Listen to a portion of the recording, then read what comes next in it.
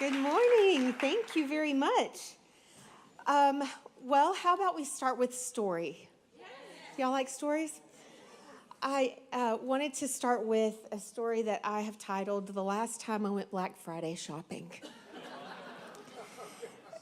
Sam knows what's coming, and thank you for that introduction. I told him to make it, please, so short. Okay, the last time that I went Black Friday shopping, this was about 2019. And let me just set this stage. So Mom and I, love to shop. We are the shoppers of our family. We go when we have money, and we go when we don't have money. We know what it is to abound, and we know what it is to be abased. And sometimes you just want to go, like we did the other day, you just want to go walk in Williams-Sonoma. You can't afford any of it, but you just want to go and look at what they have and imagine what it would be like if you could afford it.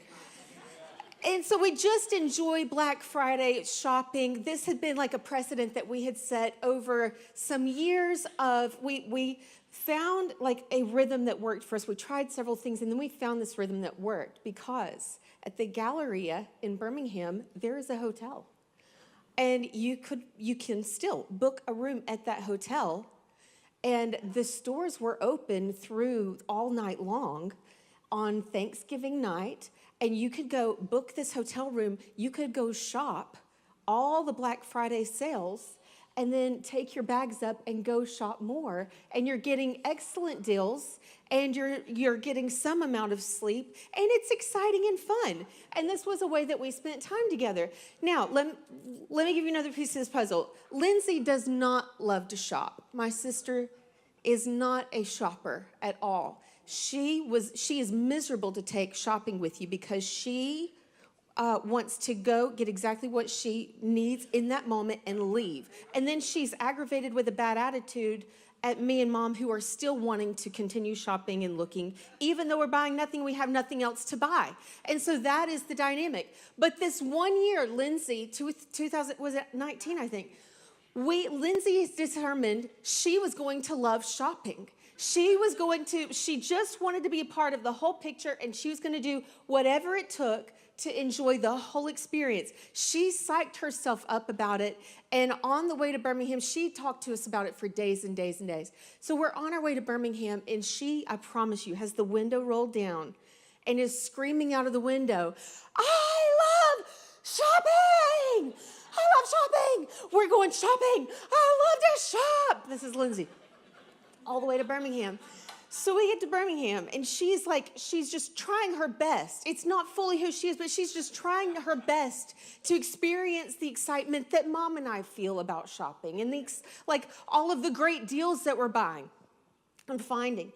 And so we are standing in Macy's. Okay, let me give you a disclaimer. I am telling this story in a funny way. It is actually a very seriously tragic story because a young man was killed in this story.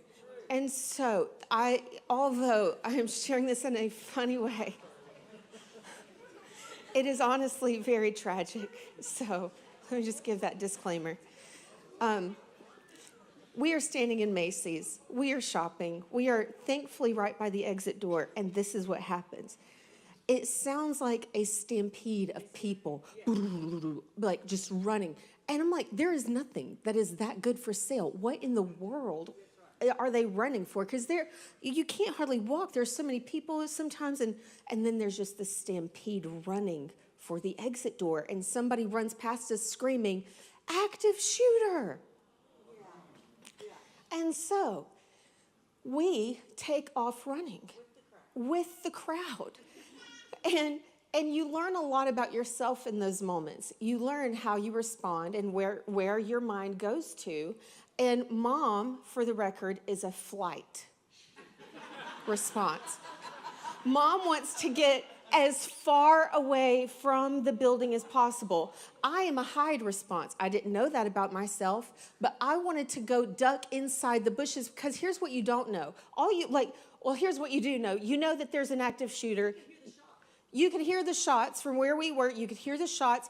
And so you don't know, is there one shooter? Is there more than one shooter? Is the entire mall about to explode? But these are all of the thoughts that are just going right through your head as you're like in this moment trying to figure out what do I do, but you got to run. And so we're running out of the mall. I am wanting to hide behind a car or in a bush in front of the mall. Mom wants to get as far away as possible.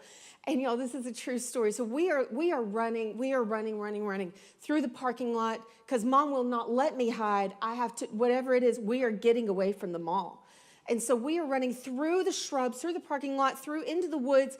And Lindsay is calling Casey on the phone. And she says to Casey, as we're running, we are running through. Casey, there's been a shooting. There's been a shooting. And right whenever she says that, she falls. Oh, and rolls down a hill. And so Casey, who was just at home, probably half asleep, hears, there's been a shooting. Oh, and she picks up I'm okay, there's been a shooting. So anyways, we walk across the street, we get to McDonald's, my Uncle Skip comes, picks us up. We drive around until we hear on the news that everything is safe. We go back to the hotel that is attached to the mall where there has now been a shooting. And we get upstairs, and Lindsay, all night long, we are exhausted, no sleep. Lindsay plops down on the bed and she goes, I hate shopping. And that is my story. That is the last time that I went Black Friday shopping. I've been online Black Friday shopping since 2019. But here's the whole point, is what? That is just exactly what this message is about this morning, is we have these incredible highs with the Lord, the excitement of the victories of God. And then we have these incredible, incredible lows of the valley of despair.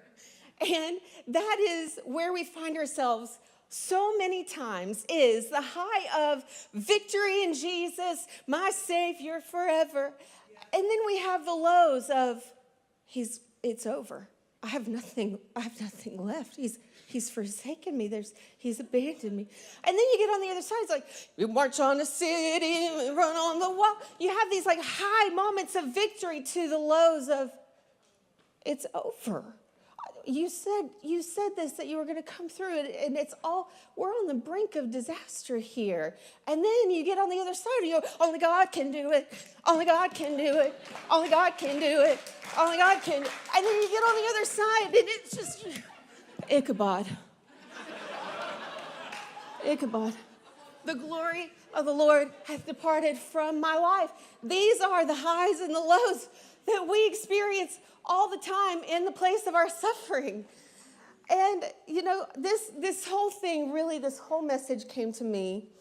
I know that we kind of go back to the beginning of 2025, and here we are at the end, and aren't we thankful? Aren't we thankful that we're almost to Black Friday shopping because it's the end of the year? We may go back. No, we're not going back. I am never going back. It is the Rapunzel, I am never going back. That part of Tangled, I am a despicable human being. That is our walk with the Lord sometimes. But it was in that season of despair that was the winter and spring of 2025 that this message was born. And most of you have heard this story before because most of you walked through this story with me, but I'm going to share it again because the first years weren't here, for one thing. And it's part of this whole picture because, we're just in the throes of all of the craziness that was winter and spring of 25. And just to put a little cherry on top, on March 15th, we were in a stormy weather season. You guys will experience this in a few more months. And it was tornado weather, and there was this one neighbor that I had not met yet, and I wanted to check on them and make sure that they had a safe place to go. And so, this is a true story. This is a miracle God story. I walked up to this woman's porch. I checked on my other neighbors. I had actually gone home and thought, I just want to go and make sure. I've never met this girl. She lives next door to me, but it's half a mile away.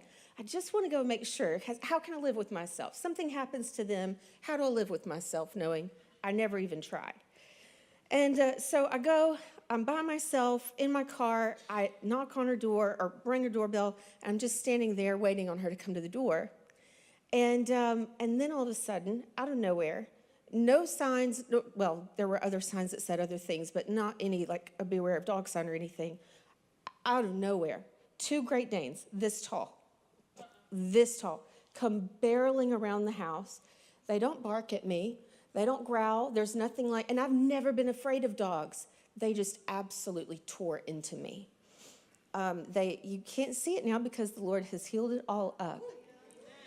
But they opened my thumb up on each side. They tore this ligament here. I don't remember what it's called. They got my stomach, my arm. They had my hip. It was rough. And in that moment, while the dogs are attacking me, and I'm like banging on the door screaming, I wish that I could tell you that I was like taking authority in the spirit and speaking in tongues, and the dogs just bowed. And it like I was just screaming in that moment, hoping that somebody was going to come to the door. And then I had the realization, these dogs are going to kill me if I don't get to the car right now. That's the only hope I've got. I can't open this door. I can't even check to see if it's locked. All I've got time for is try your best to get to the car. And as God is my witness, I had that thought. And I turned around, and whenever I turned around, the dogs had been jumping up all over me, biting me, blood everywhere. And as soon as I had that thought and turned around, the dogs were just standing off of the porch completely, standing to the side, and that gave me the window to get to my car. That's a miracle. And so you have those moments where God is so real. And of course it was traumatic, and I cried for days just from the trauma of it all. But it wasn't just that, it was the whole season. It was the trauma of the whole season. And then you've got the miracle stories of what God did and how he spoke to us. And the absolute miracle breakthroughs that happened during that season, where you didn't question at all. It was the strength that got us from day to day, was those victory moments where God was so clear, where you're going, Lord, if this whole thing is yours. If it's finished, then we'll honor and worship you forever, and we're going to be okay. But just tell us. And it would be so clear. He is not finished. He has not left us.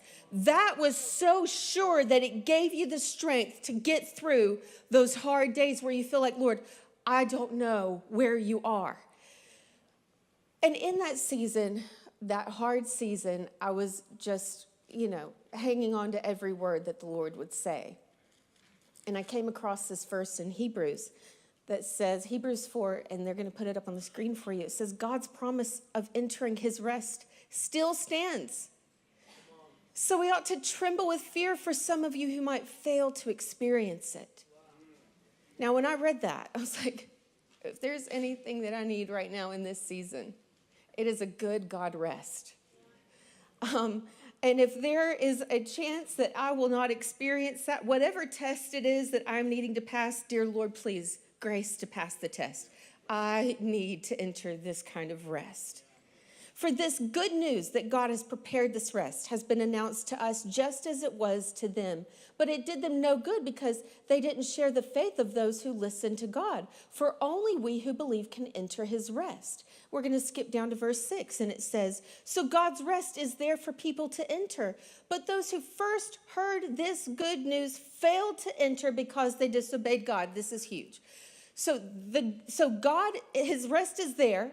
But those who first heard that there was even rest available, they didn't get to enter his rest. Why? Because they disobeyed God. So God set another time for entering his rest, and that time is today. God announced this through David much later in the words already quoted. Today, when you hear his voice, don't harden your hearts. When I read that, I'm just thinking, Lord, I got to do whatever it takes to enter this rest. Who was it that did not get to enter into your rest? And of course, there's a cross reference, and I'm just going to take you on the journey that I went on. Does that sound good? Yes. The journey led me to Psalm 95, the children of Israel. And it says this is where that verse is coming from, is Hebrews is quoting this verse. Hebrews 95, if only you would listen to his voice today. The Lord says, don't harden your hearts as Israel did at Meribah, as they did at Massah in the wilderness. For there your ancestors tested and tried my patience, even though they saw everything I did. For 40 years I was angry with them, and I said, they are a people whose hearts turn away from me. They refuse to do what I tell them. So in my anger I took an oath. They will never enter my place of rest. Oh my goodness, Lord. So after everything that you did for them, they saw all of those things and they did not believe you. And because of that, that is the reason that it caused them to disobey the Lord. And it says that the Lord, his patience was tested. Now that's saying something. Because the patience of the Lord is pretty long suffering. I would hate to think that I was the one that had tested God Almighty's patience. So how did they do that? Exodus 17. This is Meribah and Massah. This is the story of Meribah and Massah that we just read about in Psalm 95. This is it. This is the moment that Israel tests God, the patient one. His patience is tested and tried right here. At the Lord's command, the whole community of Israel left the wilderness of sin and moved from place to place. Eventually, they camped at Reframing. We're not even going to try that. But there was no water there for the people to drink. There was no water there. So once more, the people complained against Moses. Give us water to drink, they demanded. Quiet, Moses replied. Why are you complaining against me, and why are you testing the Lord? But, tormented by thirst, they continued to argue with Moses. Why did you bring us out of Egypt? Are you trying to kill us, our children, and our livestock with thirst? Then Moses cried out to the Lord, what should I do with these people? They're ready to stone me. And the Lord says, walk out in front of them, take your staff. I will stand before you on the rock at Mount Sinai. Strike the rock and water will come gushing out. So Moses struck the rock as he was told. Water gushes out. As the elders looked on and watched this verse, Moses named the place Massah, which means test, and Meribah, which means arguing, because the people of Israel argued with Moses and tested the Lord by saying, is the Lord here with us or not? Now, when I read that verse, I felt gutted because here we were in this intense season, and I would be lying to you if I did not admit very readily that there were moments where I was saying, God, are you with us? We've got to know that you're with us. And questioning, Lord, if you're not with us, we don't want to go. We don't want to move forward. If you're not with us, like, please just, are you with us or are you not? But, oh, dear Lord, I felt the fear of the Lord come in me on this verse because how dare I question who he is because of my own suffering. And that is the key, is that when we are in a place of suffering, the situation is their need was legitimate. They were thirsty. They didn't have water. That's a basic need. That's something that everybody should have. We almost feel justified with being able to complain against the Lord because here we are walking through the wilderness and we don't even have the basics of water to drink. And then it gets to a place where it's not just I'm thirsty, it's to a place where I'm tormented by thirst. That's what it says in verse 3 of Exodus 17. We are tormented by the thirst. That need is legitimate. But what we do with our suffering is everything. How we respond to the voice of pain. And I know I just talked about this at Front Porch. If you were there, you've heard a lot of this.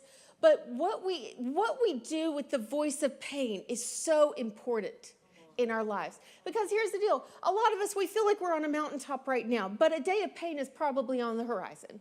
I hate to say it. I hate to acknowledge it, especially whenever, I really kind of feel like I'm in a good, happy place. Thank God we're not where we were. I feel like there's a place of victory, but then you've got those checks in Deuteronomy 6 and 8. It's like, and when you get to a place of victory, whenever you get to a place where the land provides for you, don't forget the place of suffering where everything you needed, you depended on me for.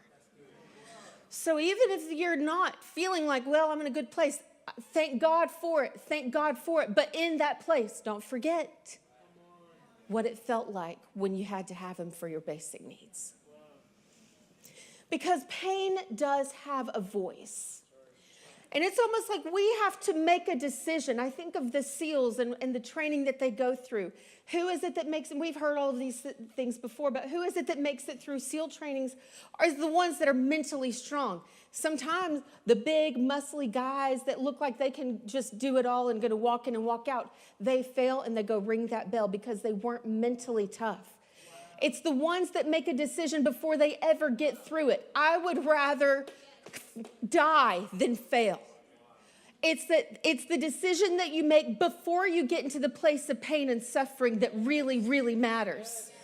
It's right here in this moment where you may not be, or you may be feeling the pain, and we're going to talk about that in a second. But that pain has a voice, and you've got to learn what you do with pain. And you got to have a pain management plan. Because what you do with pain is everything. Because pain can drive you to change even the desires of your heart. You'll get into a place of pain, and just like the children of Israel, in that moment where they're tormented by thirst, they're saying, why did you bring us out of Egypt? Are you trying to kill us and our children and our livestock? We'd rather go back to Egypt. Take us back. We'd rather go back to what? To slavery? You want to go back to bondage? You want to go back because it was easy and there was water right there for you? You want to go back because you didn't have to depend on God for even the water that you drink?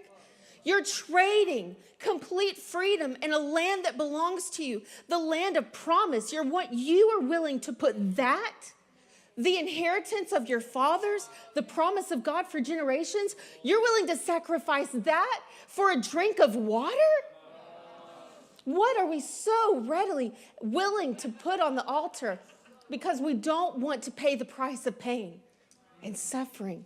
But there are some things, the things that really matter, that you have to fight through the pain to get them. And after all that they had seen, they questioned God's character. And that is what the fire of God's wrath is burned against them. Why?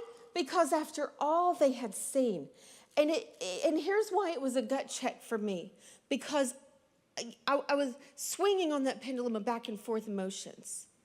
But then I'm remembering, my God, I literally saw you shut the mouths of dogs in front of my eyes. I literally saw, and it wasn't in a moment of my own strength. It wasn't even something that I can take credit for. There was no speaking in tongues. There was only screaming. There was honestly only screaming. But in that moment, God was there. And there was a verse there was a song that came out right in that season that was really the thing that I cried and cried and cried over for days and days. It was a Jess Ray song. And it's an older song, I guess. It had not just come out, but it says this: so wipe the tears away from your eyes and drive the fear away from your mind. You have no idea how safe you really are. And that was overwhelming to me because in a moment where I felt the most vulnerable, the most in danger, one of the most in danger times of my life where I could physically, literally die in this moment right now. This could be it. But I was safe. I was perfectly safe. God had me. And he didn't even need me to be this big, strong, spiritual person in that moment. He had me. I'll never get over that. And how is it that I can live in a moment like that and then face a hardship and turn so quickly to say, God, are you with me? Didn't he prove that he was with me? Didn't he show that? Didn't he? I was reading even just John 3:16 this week. God has proven his love. He has nothing left to prove. He proved his love when he sent his son. God has proven himself. He has nothing else. It's just like that song says, if your glory is the only thing I've seen it all. He has nothing else to do. If I feel your touch but never see your hand, I still have it all. I don't need anything else. There's nothing else. You don't have to do anything else to prove anything. And we got to live there. But here's in Psalm 78, this whole chapter was just so incredible. For one thing, it says that in the very opening, it says that the Lord is going to teach us hidden lessons from our past, hidden lessons from the past of the children of Israel. And that's just important because I feel like this is one of those hidden lessons of how we suffer, how we do through this. Because it goes on and it says this, that we will not be like our ancestors who were stubborn, rebellious, and unfaithful, refusing to give their hearts to God. Verse 11 says that they forgot what he had done, the great wonders he had shown them, the miracles he did for their ancestors. In verse 18, it says, they stubbornly tested God in their hearts, demanding the foods they craved. They even spoke against God himself, saying, God can't give us food in the wilderness. Yes, he can strike a rock so that water gushes out, but he can't give his people bread and meat. And when the Lord heard them, he was furious, and the fire of his wrath burned against Jacob. Yes, his anger rose against Israel, for they did not believe God or trust him to care for them. Now, think about that for just a second, because here's the deal. I'm concerned that we get to this place, and that we get there in our hearts more than we want to. I'm concerned that I get to a place in my own heart where I don't fully trust the Lord that he in himself can care for me. And I want to say that it's like Pastor Josh Butcher said last week. We want to say that we were David. We are not David. We would be back there with the armies of Israel cowered down. We would not be David out there on the battlefield. I want to believe that I would be King Josiah. That whenever he comes into power, he's like, tear it all down, burn the idols, sprinkle the ashes of the priests all over the idols, let them burn with the things that they worshiped. I want to believe that would be me. I'm afraid that I would be one of those kings that was like, she did good in the sight of the Lord. She had a few Asherah poles that she kept around, a few household idols that she hid away. But overall, she did good in the sight of the Lord. That's the reality. And I don't want to be that person. I want to be the one that's everything on the altar. Everything, whatever you want is yours. You want anything. What you want this TV show? You want that form of entertainment? You want this crutch that I rely on? You want that thing that I run to so rarely? You want ChatGPT so that I'm not looking to that instead of asking you for counsel and wisdom? Like whatever you want. I want to be that kind of person. But to be that person, we've got to fully give our trust to the Lord. To fully believe that he can care for us. And you know what? That is easier said than done when we're in a place of pain. Why? Why? Because pain pushes us to seek immediate relief.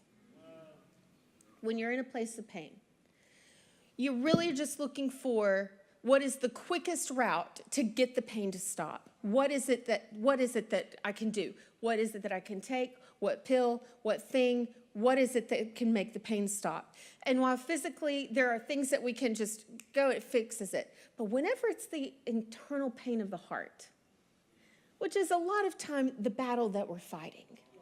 Yes, the Lord strikes us physically, but we're all here in this room because we've recovered from those things, right? Or we are recovering. But whenever it's a pain of the heart that hurts in a different way, but to the same level, I want to show you 4, I'm going to call them the bottomless pits of pain. 4 bottomless pits of pain. Here's how we seek relief. Number 1, we look to numb it. Because if we don't feel it, is it really there?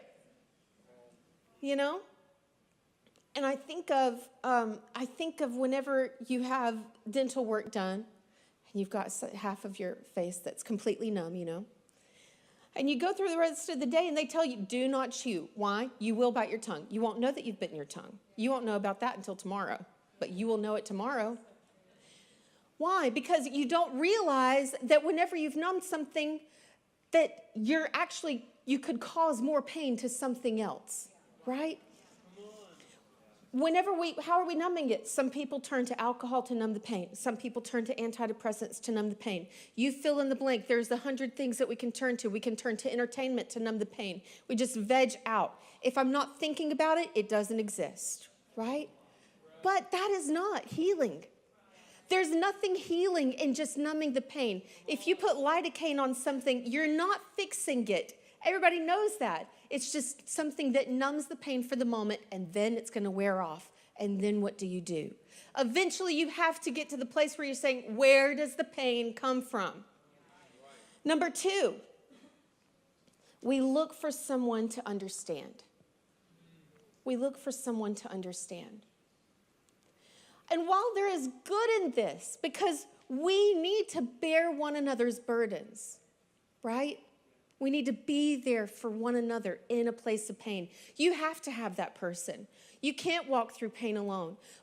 And we all know people that are like this. Whenever it's not just enough to find somebody that is listening to them, it is this person, and then this person, and it's this person, and this person. Why? Because you're seeking someone to understand and like get to the place where it feels like it's enough. Where you've shared it enough, and then someone finally understands. But the problem is that Proverbs 14:10 says that no man knows the joy or the sorrows of another man's heart. That verse has given me life for a lot of years. Because as much as I want and desire someone to hear all of the depths of the pain that I've experienced and walk through the highest of those high moments, no one ever will. And to put that expectation on anybody, even including my husband, is putting on them an expectation they can never, ever meet.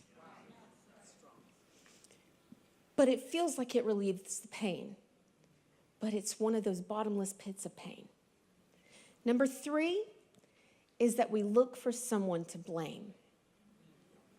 We look for someone to blame. Because if I can point the finger and say, it's because of you, it makes it feel like there's some kind of justification whenever it's really not.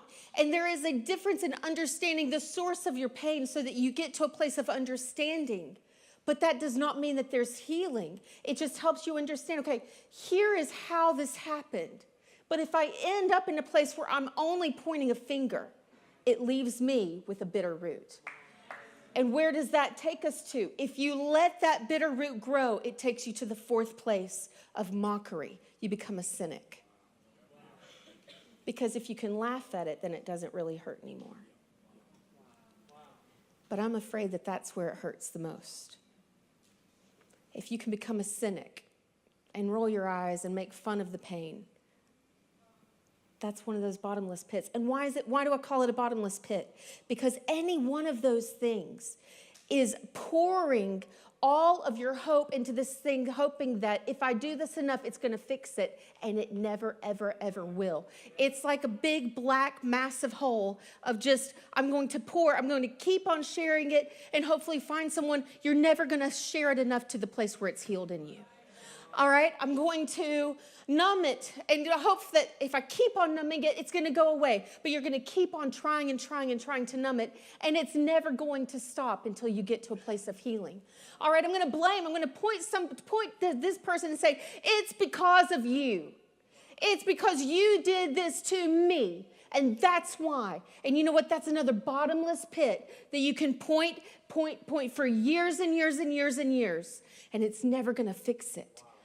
And then you get to mockery, and you're just going to become the worst version of yourself if you continue down this road.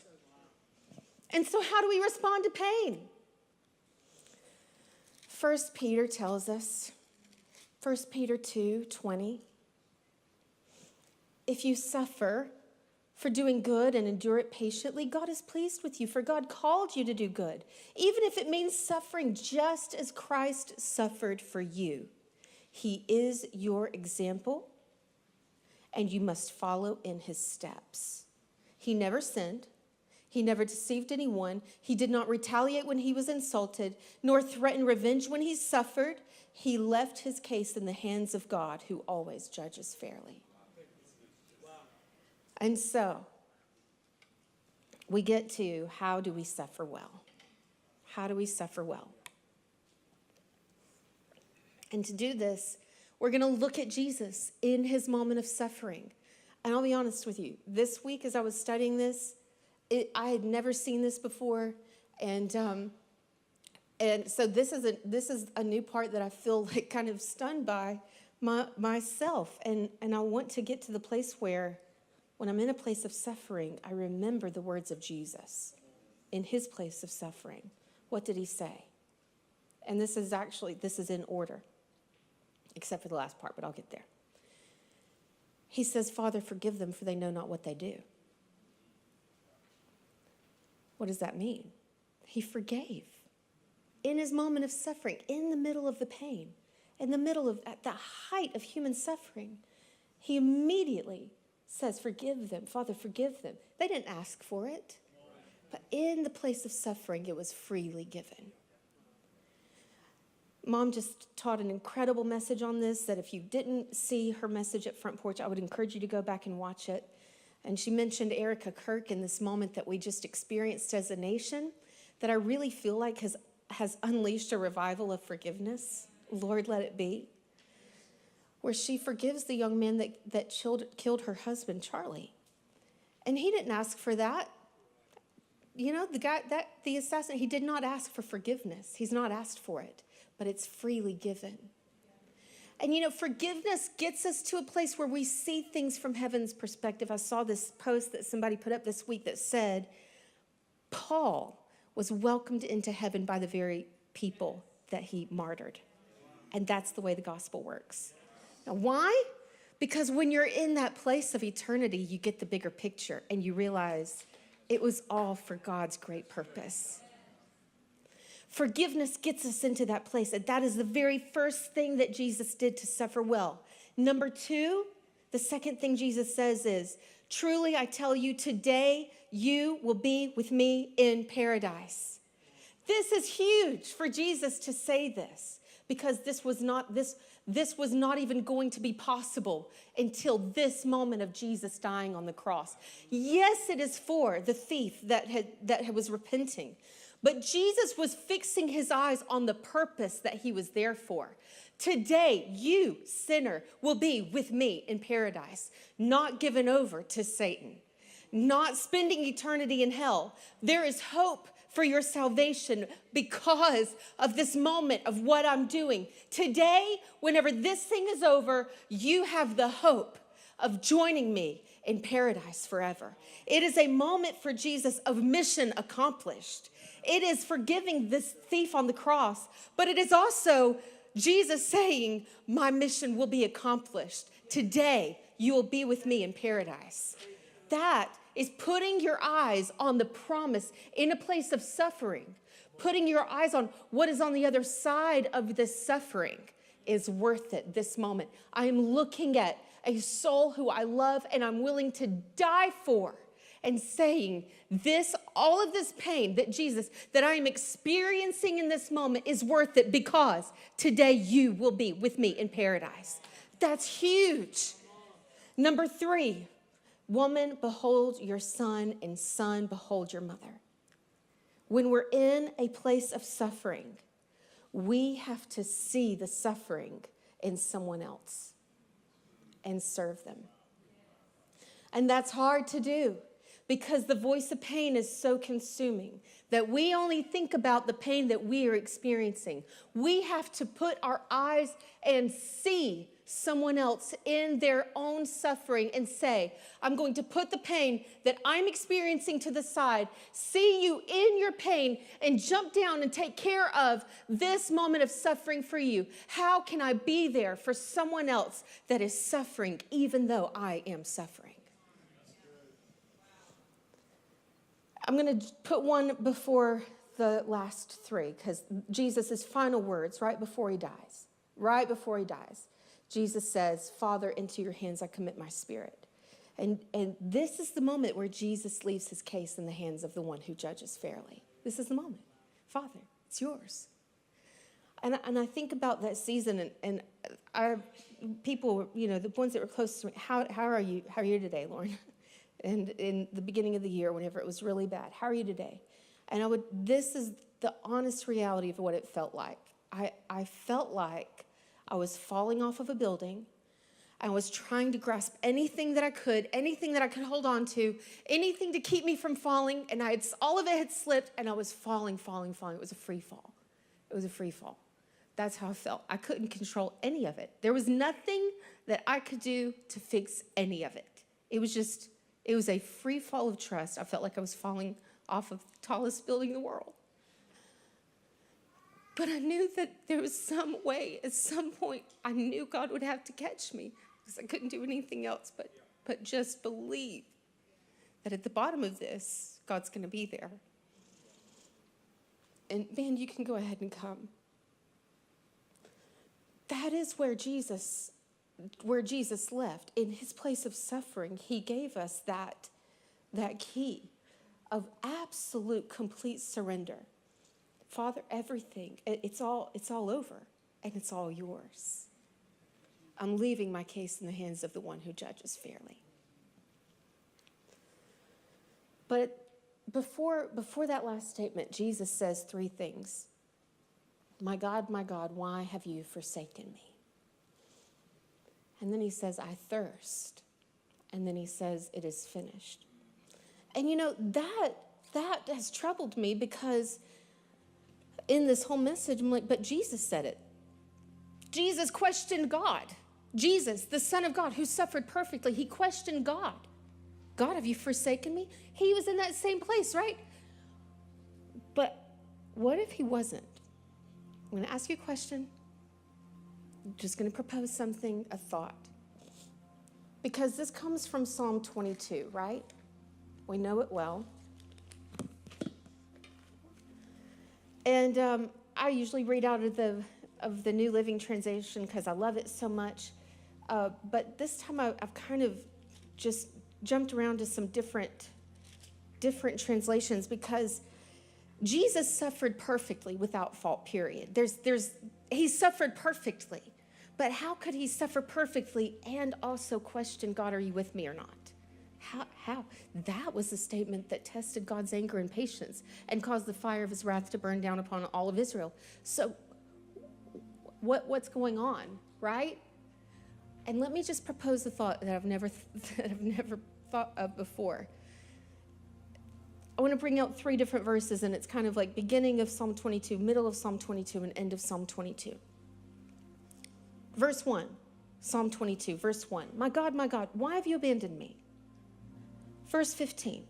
My strength has dried up like sun-baked clay. My tongue sticks to the roof of my mouth. You have laid me in the dust and left me for dead. What is that? I'm thirsty.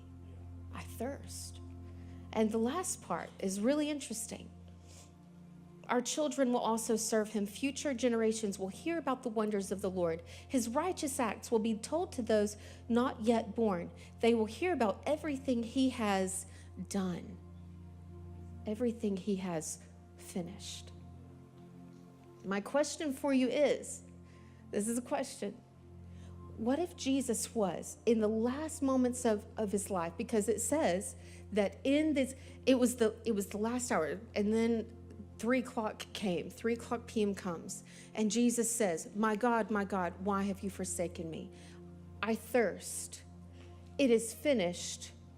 Into your hands I commit my spirit. That's the progression of it. And it's boom, boom, boom. And then at his last breath, he says, Father, into your hands I commit my spirit. My question is, what if Jesus was quoting this Psalm 22? Even if it was through labored breaths, as he's breathing his very last breaths in the middle of his suffering, what if he was not questioning whether or not God was with him? If he's not, this chapter becomes very important. Why? Because it does not end with, my God, why have you forsaken me? That's the beginning. Because in verse 3, he says, yet you are holy. And he goes on, And he says in the middle of it, verse 15, directly in the middle of it, he says, my strength is dried up. My tongue sticks to the roof of my mouth. You've left me in the dust and left me for dead. He's saying, I'm thirsty. I'm thirsty. But he continues and he says in verse 22, I will proclaim my name to my brothers and sisters. What does that mean? We are his brothers and sisters. He's got his mind in this moment of his greatest suffering. He's got his mind on, I'm about to proclaim your name, O God, to all of those who will be in your family. And then look at this verse 24. For he has not ignored or belittled the suffering of the needy. He has not, God has not turned his back on them, but has listened to their cries for help. That means that God, even if it seems like he has left us to figure this out on our own, but this is saying, Jesus, in this moment of suffering, he's acknowledging, God, you have not ignored or belittled my call in the middle of my suffering. You have not ignored me. And then it goes on and it says, the whole earth will acknowledge the Lord and return to him. All the families of the nations will bow down before him. He is seeing, he is looking at the whole earth is now going to belong to the family of God. Jesus is in his greatest moment of suffering, looking ahead to say, the price that I'm paying is worth it for the great reward of harvest of the whole earth being in the glory of God. And then he puts us in the end. It says, and actually, I want to read this part in the NIV because it was just incredible this morning. Let me get to it. Okay, all the rich, this is verse 29. All the rich of the earth will feast and worship. All who go down to the dust will kneel before him. Those who cannot keep themselves alive. Those who cannot keep themselves alive. This is Jesus. This is what he's thinking in these last moments of his life, in the middle of this pain. This is what he's thinking. The ones that can't keep themselves alive, the ones who failed flat on their face and deserve death and eternal destruction. But all of those people will be feasting and bowing before the Lord and rejoicing. Posterity will serve God. Future generations will be told about the Lord. They will proclaim his righteousness, declaring to a people not yet born, he has done it.